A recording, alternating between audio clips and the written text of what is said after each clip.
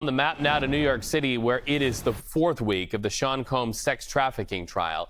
The music mogul has pleaded not guilty to federal charges against him.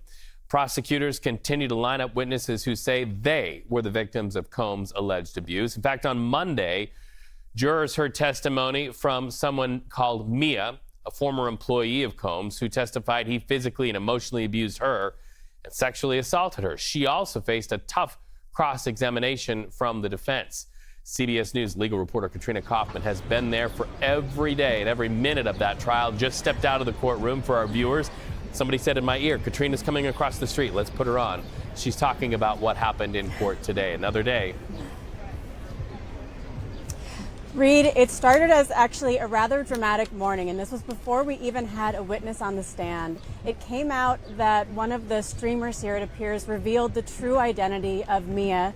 That's the alleged victim who was on the stand for a number of days. She's a key witness in this case, a former employee of Combs who says that she's been sexually, physically, and psychologically abused by him, and she didn't want her real identity revealed. That's why she used a pseudonym to protect it.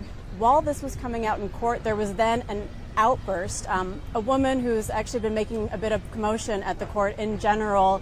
Something happened, there was an altercation, and she ended up getting dragged out of the courtroom by 3 officers. She dared them to take out their guns, and she also was shouting at Sean Combs, telling him that people are out there talking about him. So a lot of drama in the courtroom today, besides the testimony on the stand. But we then heard from Eddie Garcia. Now, this is someone, Reed, who was a security guard at the InterContinental Hotel. That is where security footage captured Sean Combs knocking Cassie Ventura, his girlfriend at the time, to the ground, kicking her, dragging her. It's a scene the jury has seen a few times, but the story that we got from Garcia is significant because it is a potential allegation of bribery. And this is an underlying crime for the racketeering conspiracy charge, Reed, that there is a pattern of criminal activity that was being conducted by Combs and his employees, and they also have to prove that there are 2 underlying crimes there that were part of this. Bribery is one of them.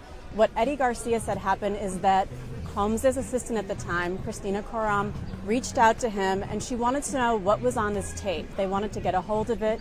She said that Combs had been intoxicated. He didn't remember what had happened, and she wanted to know what they were dealing with. Garcia said that at the time he told her, off the record, it's bad, but he was 24. He was just a security guard. He said that he didn't have any way to get this footage to secure it for them. But the story we ended up hearing is that he reached out to a supervisor of his who decided to get that footage for Sean Combs. And also during all this, Combs was getting on the phone with Garcia and calling him Eddie, my angel, telling him that he knew that he could help. Ultimately, they did get Combs that footage, handed it over to him.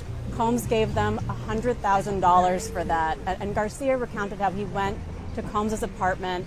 One of the bodyguards was there, and so was Christina Kaufman, his assistant, as Combs counted the money, gave Garcia some tea because Garcia said he was so nervous that his voice was cracking, and he told them he wasn't feeling well. So we're also seeing how there were other employees who were part of this attempt to cover up the apparent assault that happened on Cassie Ventura at that hotel room.